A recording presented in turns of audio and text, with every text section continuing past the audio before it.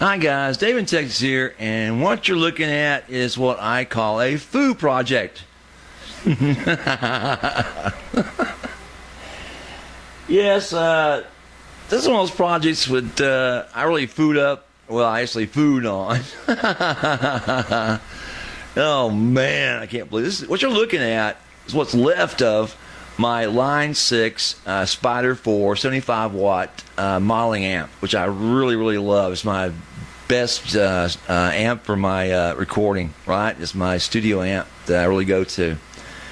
Anyway, darndest thing is that here I am using it as the base for other amps to stack on top, because it took up less space. It's very well built. It could handle the weight, and I'd taken the handle off of it, right, so that it allow other amps to stack up on it.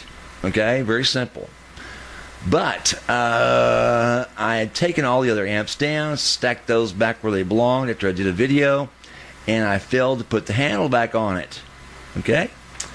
Not too long afterwards, I put I rested a big glass of lemonade on top of it, and sure enough, I spilled some lemonade right down those 4 little connecting holes that I'll show you. All right, take a look at this. Whoa! See those 4 holes in the center line? Well, unfortunately, those go right through to the brain itself, which is like, oh my God. And yes, I spilt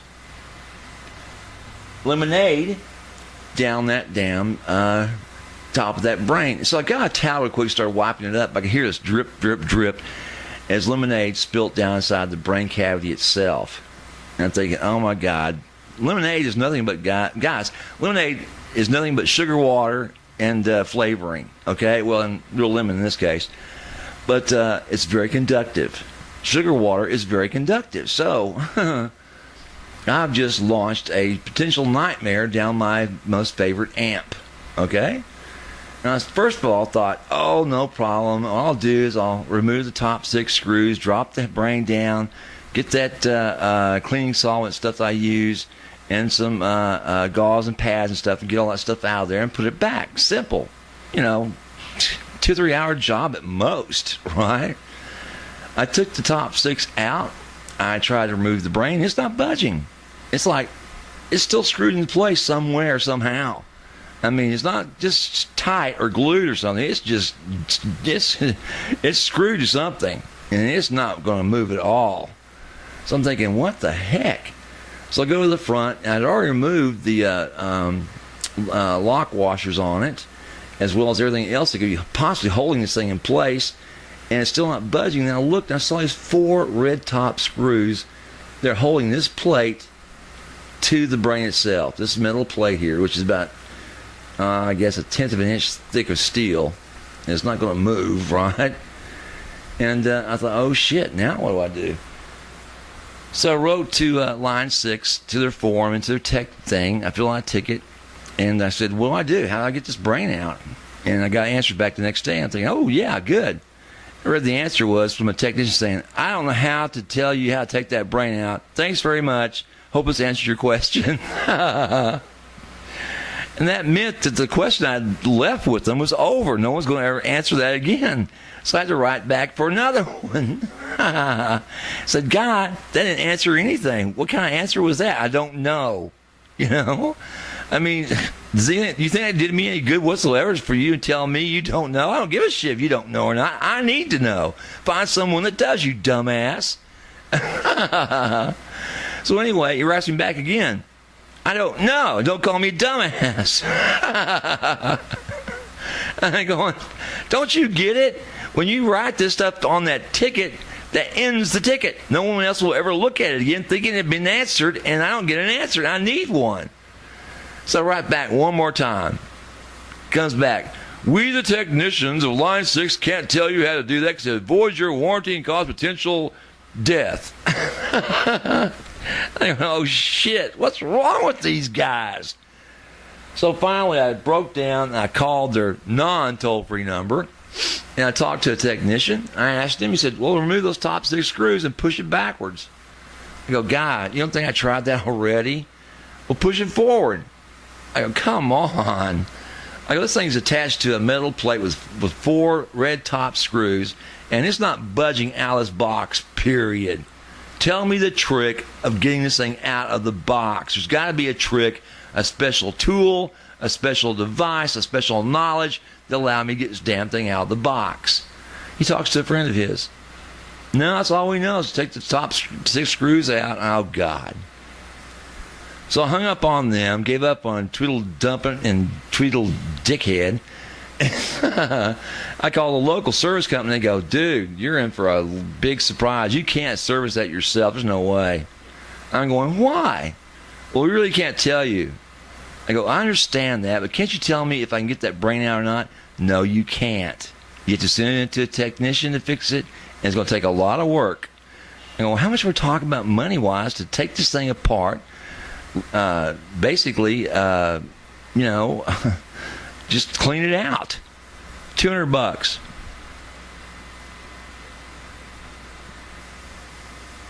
What? $200 plus shipping and handling. Oh my God! It's going to cost more to clean this thing up than it would be to buy a used one. This is just plain stupid.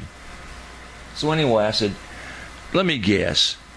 Do I actually have to crack the sides of this thing open to get this brain out? And the guy wouldn't say anything. Wouldn't say a word. I finally said, is this thing actually attached to the cabinet somehow? And he goes, uh-huh. I went, oh my God. And I hung up. Sure enough, this thing's attached to that top part of that cabinet. And if you'll take a look here, there's like a groove. See that?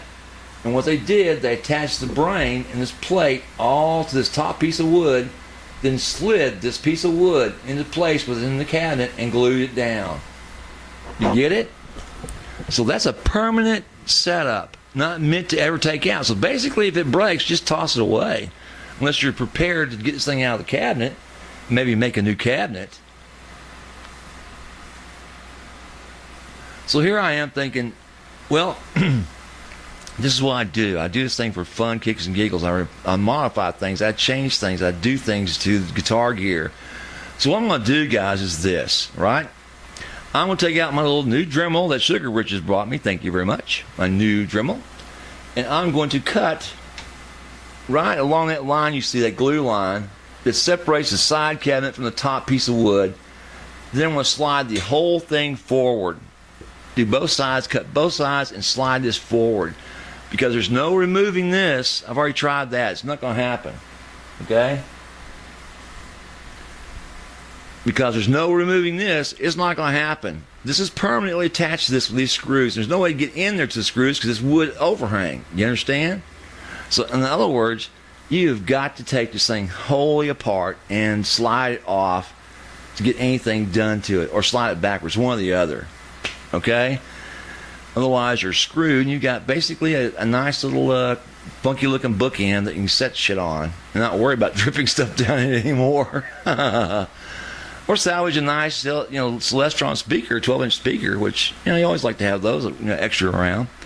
But I'm not the kind to give up. So what I'm going to do, like I said, is cut that free and slide it forward, and I'll show you all this on the camera later on.